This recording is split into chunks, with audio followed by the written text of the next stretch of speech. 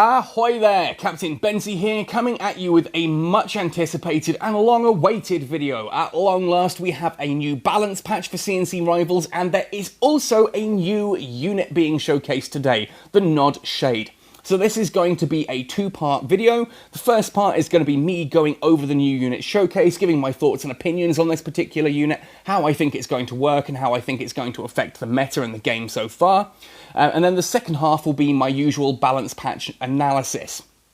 So if there's a particular part of this video you want to jump straight to, I will put details in the description below so you can skip the parts you don't want to watch and jump straight to the others, because it is going to be a fairly long-winded video. Now, before we jump in, of course, let me know your thoughts on all of this, the new unit and the balance patch, and your opinions, both, of course, in the comment section below. You can always come and find me on the Gaming Galleon Discord and at CPTBenzie on Twitter. I've also opened up a Facebook page recently, so you can come and find me on there too. I'm not overly active on it, but I'm trying to get more so, and if you guys are interacting with me, there's more reason for me to be active. Anyway, all that said and done, let's jump into that new unit showcase for the Shade. This week we raise the bar for every forthcoming fight by introducing the latest addition to the Nod faction, the epic aircraft unit Shade. Now this is a really cool looking unit. This is actually one of my favourite unit designs. I did see this on debug a while ago, but obviously anything that happened on the debug all the way back in sort of June, July, that doesn't apply. As I saw with the Razorback, there were big changes between the unit I'd seen on the debug and it actually going live. I'm still awaiting getting debug access back. I've been talking to the developers and it does look like that's on its way, so very exciting. Anyway, here is a GIF of the unit in action. You can see it has stealth. It is able to sneak up to that slingshot before unloading a payload that does take the slingshot out in one hit. Here you'll see as well quite clearly that the dropping of the stealth has an EMP effect in an AoE around the unit itself, around the Shade. So when that stealth drops, it EMPs everything, including aircraft. That gives the infantry there just enough time to get away from that Razorback. You can see here that EMP effect does also hit the MLRS there at the bottom. But here, watch, bam, the stealth drops, the EMP stuns that Razorback, and the militants are able to get away. So here it says, created after years of Black Hand research, Shade is the next step in the evolution of aircraft. The anti-vehicle is a hybrid unit as it utilises the lethal combination of Stealth Tank's covert technology and the Phantom's EMP capabilities. The armament is a must-have in battle as it annihilates all War Factory units across factions and moves at fastest speed.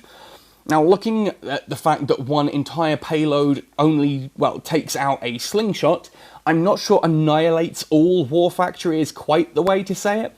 I don't think this is going to take out a Predator in one. I mean, I could be wrong. It could be that these units just hit at an insanely fast speed, so whatever it targets, it tends to lose its full barrage anyway. Like we've seen with the Orca in the past, sometimes it offloads everything, even though that's more than enough to kill the unit. Like here, you can see it moves up to that slingshot, bang, that slingshot's gone, but there is not a single bullet left in the Shade. So I don't think it's going to take out Predators. It might struggle with dug-in tick tanks, but we'll see. As I said, an intel report will be on its way once I can get my hands on this unit and start playing with it. So, stats. Here we are. Faction Nod, Air Tower, of course. Total number of units in the squad, 1. Rarity is Epic. It costs 40 Tiberium, and it unlocks at player level 43. Now, I'm not going to go into a full stat analysis here. If that's your thing, you can have a look at the stats here at level 5. Level 5, of course, is the balance level. Have a look at that, and that'll give you a basic idea. The bits I want to talk about here are that it does mention here that it's when the stealth is broken that the EMP is affected, and that EMP lasts for a whopping 1.5 seconds. Plenty of time to get infantry away.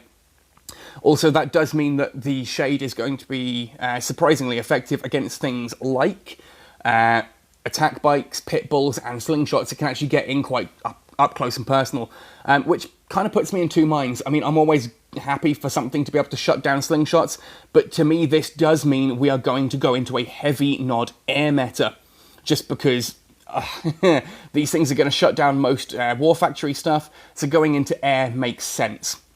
Especially since laser Trojans are so ubiquitous right now, but of course that all depends on the balance patch as well, and we'll get into that in a moment. You've got all the details there. They suggest counters for missile squads, GDI zone troopers, cyborgs, laser squads, hammerheads and phantoms. Hammerheads and phantoms, I think, may struggle with that EMP effect.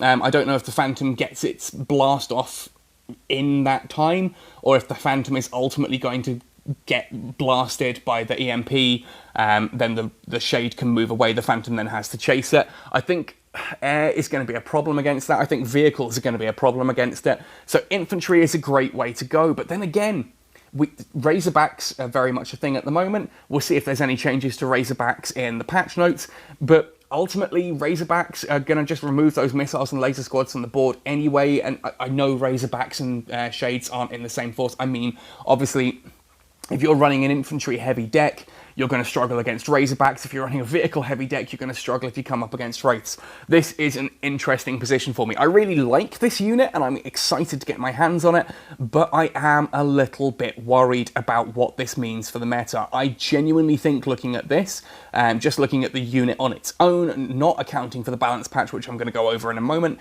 that ultimately this is going to push Nod towards a much more air-heavy meta. We'll have to see. We'll have to see on that.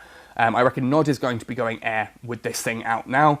I reckon that's going to be a really, really useful tool in Nod's arsenal.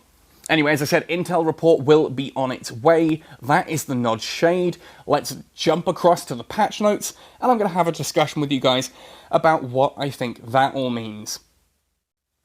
Right, and here we are with the balance update notes for the December 11th patch. I'm going to go over these now, and as usual, there are going to be no flashy animations, just me talking, and on screen is just going to be the text that I'm reading and talking about. So if you do just want to sit and listen to this, put the kettle on, grab a biscuit, do your chores, whatever it is that makes you happy, treat this next section like a podcast.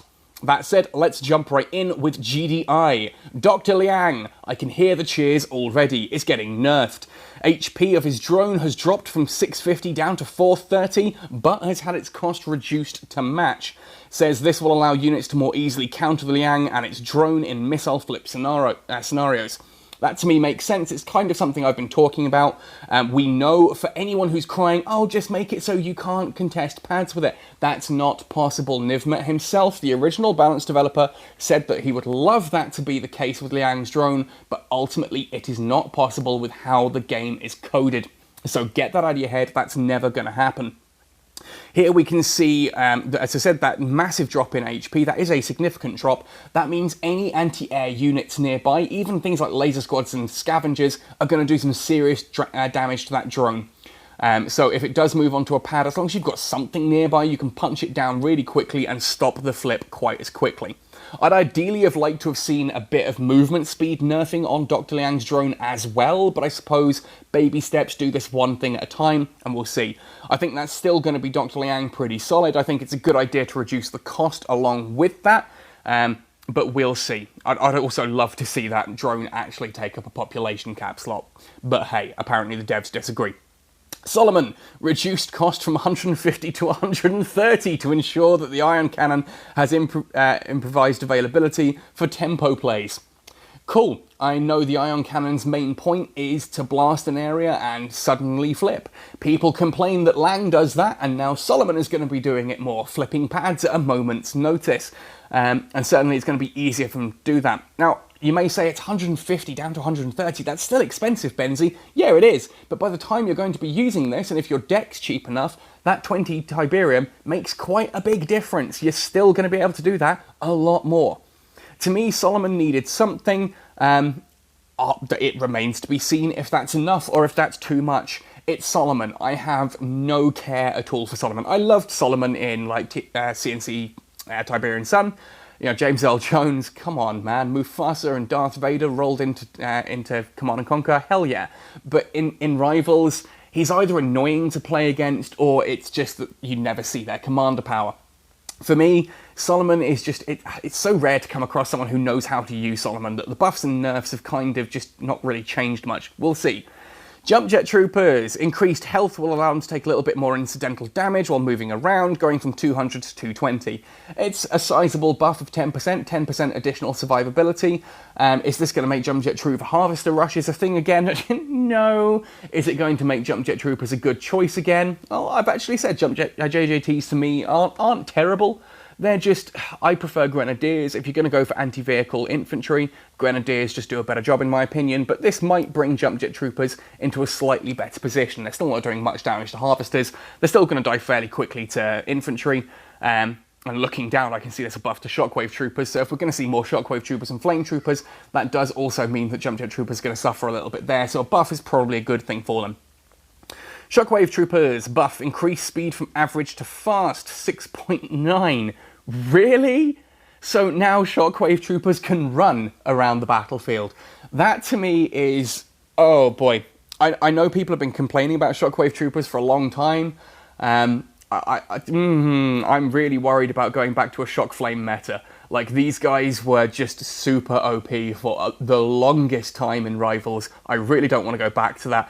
And these guys aren't lightly equipped, but they can run as fast as snipers now? That to me is not the way to do it. I get a slight worry that is going to push snipers out the window. That is going to make Shockwave Troopers just that little bit too good now. Militants and riflemen, I can understand them being fast because they're carrying almost nothing. These guys are strapped with heavy equipment and they can sprint now. To me, that doesn't make much sense. I don't think they needed like much in the way of a speed boost at all. Speed to me, I'm glad they haven't dropped the cost to 30, which was something other people were talking about. Like, yeah, take them down to 30 and dominate everything. But I don't know. It awaits to be seen, but I think that sniper's out the window now. Everyone's going to swap their snipers for Shockwave Troopers, especially since they're rare, not epic. We'll see. I don't like that. I really don't like that. I think there were better ways to deal with that. I think making Shockwave Troopers and presumably Flamers fast moving is... it's going to be interesting. We'll see. I'm going to be opening Cyber Wheels from now on. On to Nod, speaking of Cyber Wheels, to Kane. Reduced cost from 130 to 110, which will make our most iconic commander viable in the game against infantry. Really?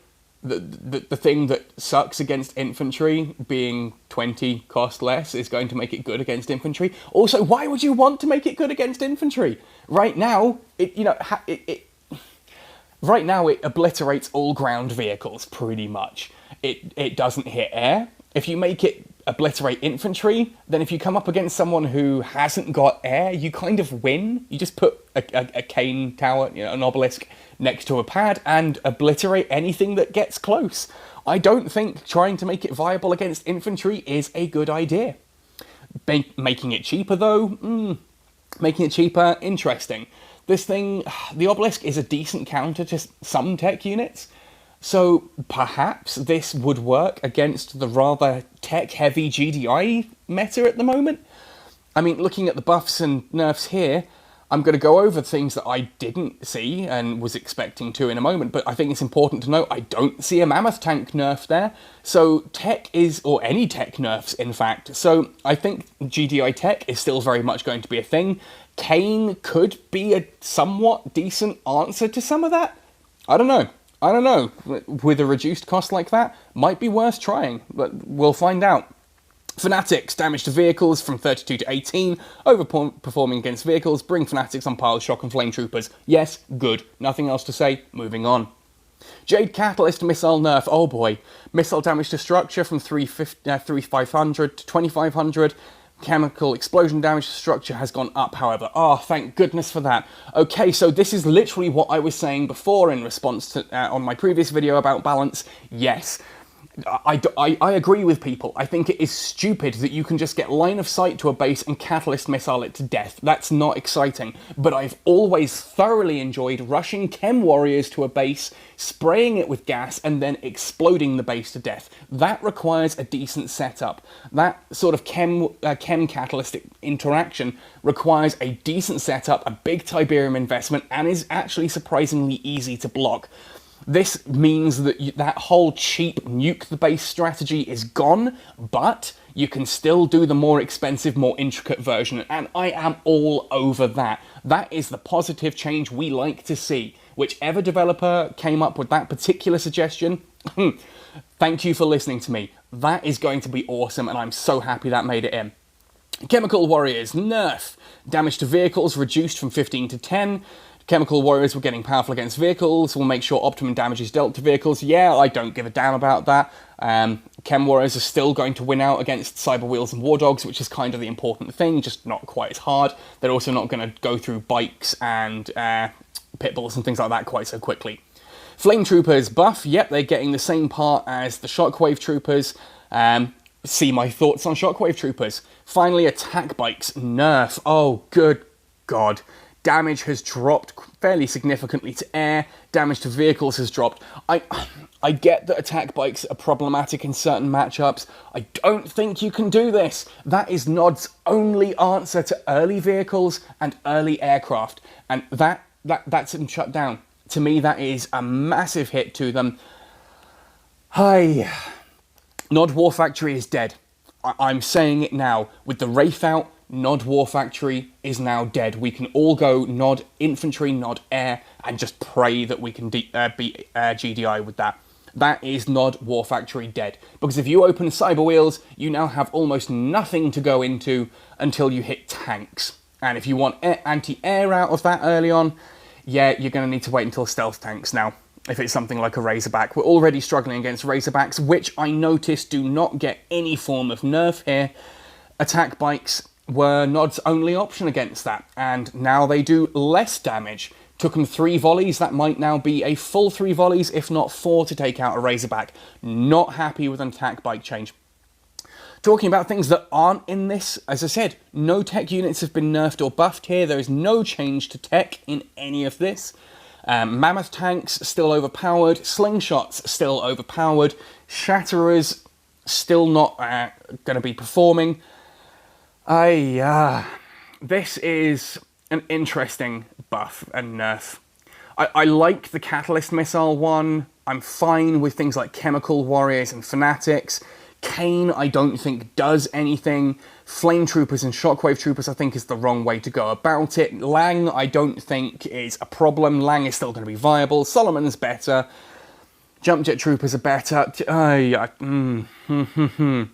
No Razorback nerf, no Slingshot nerf, no Mammoth nerf, no buff to Shatterer, and yeah, this is going to be interesting. I think it is safe to say that with the Wraith on its way, with the Shade on its way, sorry, not the Wraith, I keep calling it that, with the Shade on its way, I think Nod is going to be pushed into Nod Air, and GDI is going to be GDI Tech still.